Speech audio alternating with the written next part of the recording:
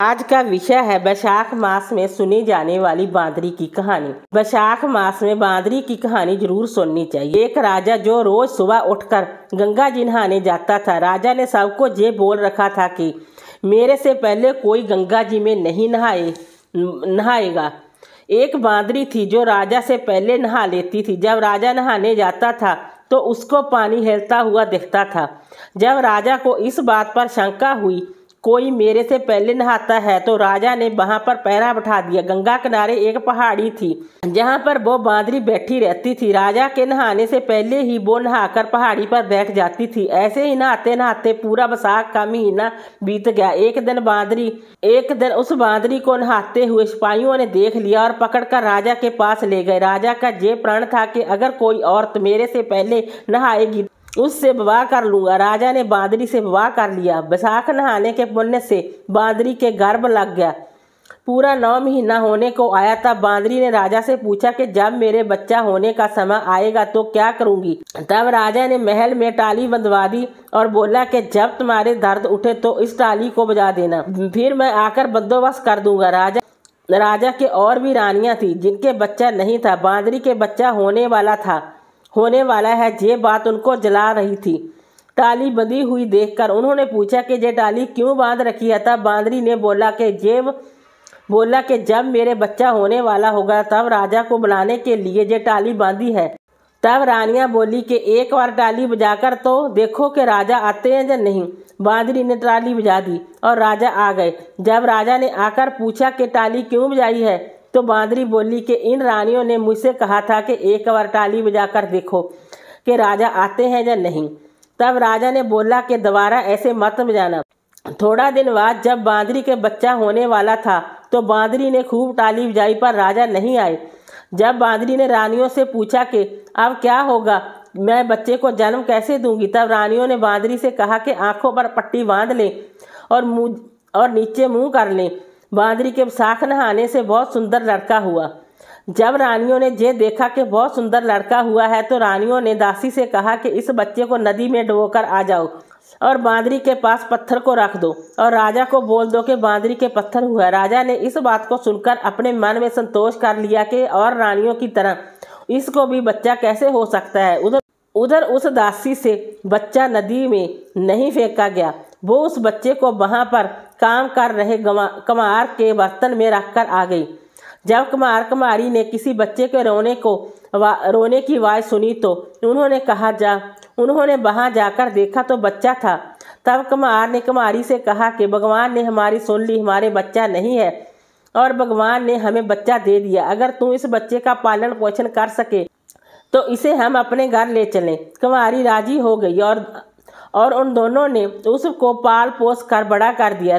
लड़के को इस बात का पता चल चुका था कि वो बांदरी के जन्म लिया था और रानियों ने उसको मारने के लिए दासी को दे दिया था। एक दिन वो लड़का कमार का बनाए हुए हाथी घोड़ों को ले जाकर कुएं पर बैठ गया जहां पर दासियां पानी भरने आई। उनको देखकर वह लड़का बोला कि मेरे हाथी घोड़े पानी पी लो। तब दासियां उसकी बात सुनकर हंसने लगी और बोली कि कभी माटी के हाथी घोड़े भी पानी पीते हैं क्या। तब वह लड़का बोला कि कभी बांदरी के भी पत्थर होते हैं क्या। ये बात दासियों ने रानियों से जाकर कह दी। ये बात सुनकर रानियों ने जहर का लड्डू बनाकर कमार के लड़के के लिए भेजा। भगवान की कृपा से जहर के लड्डू गूंद के लड्डू बन गए। दूसरे दिन रानियों ने देखा कि वह लड़का मरा नहीं। तब रानियों ने राजा से जिद करके कमार को उस बस्ती से निकलवा दिया। कमार जंगल में रहने लगा।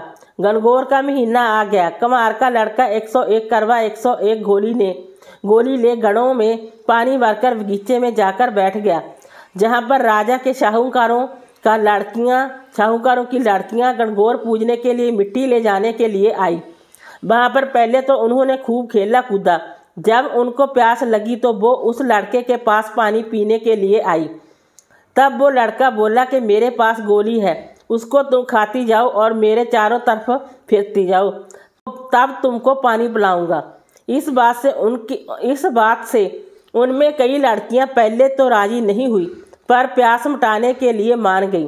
फिर वो लड़का अपने सामने आग जलाकर बैठ गया और उनको गोली खिलाता गया, अपने चारों तरफ चक्कर लगवाता गया। ऐसा करने से सब लड़कियों के गर्भ लग गया। जब ये बात उन लड़कियों के माता पिता को पता चली तो उन्होंने लड़कियों से पूछा कि ऐसा कैसे हुआ। उन्होंने सारी बात बता दी तो उनके माता पिता उस कुम्हार के पास गए और बोले, तुम्हारे लड़के ने हमारी लड़कियों से फेरे लेकर शादी कर ली है। तो वो बोले कि इन लड़कियों को अब तुम अपने पास रखो। तो कुम्हार बोला कि इतनी सारी लड़कियों का मैं पालन पोषण कैसे करूँगा। तब उनके माता पिता ने उन लड़कियों को बहुत धन दौलत देकर विदा कर दिया। थोड़े दिन बाद कुम्हार के घर 101 पोता जन के बच्चे हो गए। कुम्हार बोला कि हम पूरी नगरी को जमाएंगे। तब सब लोग कुम्हार के जिमने के लिए आए। राजा रानियां सब आए, केवल बांदरी को छोड़कर सब आए। जब लड़के ने ये देखा कि बांदरी नहीं आई तो उसने राजा के पास जाकर बांदरी को लाने के लिए न्योता भिजवाया। बांदरी आई, उसको सोने की चौकी पर बैठाकर सभा में बैठा दिया और लड़के ने अपनी बहुओं को बता दिया कि ये मेरी जन्म की माता है। तो सारी बहुओं ने उसको सोने के सिक्के देती गई और उसके पैर छूती गई। बांदरी के पोते यानी के बच्चे को गोदी में देती गई और बांदरी से आशीर्वाद दिलाती गई। राजा का ये बात समझ में नहीं आई कि ये लड़का बांदरी की इतनी खातिरदारी क्यों कर रहा है। रानियों के ये बात समझ में आ गई, ये बांदरी का लड़का है। राजा ने सबसे बोला कि मेरा तो अपमान हो गया है, मैं जहाँ से जा रहा हूँ। तब लड़के ने राजा को रोका और बोला कि आप क्यों जा रहे हैं। तो राजा ने लड़के से पूछा कि तू बांदरी की इतनी खातिरदारी क्यों कर रहा है। तो लड़के ने राजा को सारी बात बता दी कि ये मेरे जन्म की माता है। जो दासी उस लड़के को नदी में बहाने के लिए ले गई थी वहाँ पर ही बैठी थी। वो दासी भी राजा को सारी बात बता दी। तो राजा ने सब रानियों को जेल में डलवा दिया और बांदरी सारी बहुओं पोतियों और अपने लड़के को पूरे गाजे वाजे के साथ अपने महल ले गया। सबको अलग अलग महल बनवा दिया और लड़का राज करने लगा। राजा ने कुम्हार से कहा कि आप दोनों भी मेरे साथ चलो, लेकिन कुम्हार राजी नहीं हुआ। फिर राजा ने कुम्हार को बहुत सारा धन दौलत दे दिया। तब सभी लोग बोलते हैं कि विशाख महीने में नहाने से बहुत पुण्य मिलता है। जैसे बांदरी विशाख नहाई, राजा को राज मिला, उसी तरह आपको भी भगवान सुख संपत्ति दे। धन्यवाद।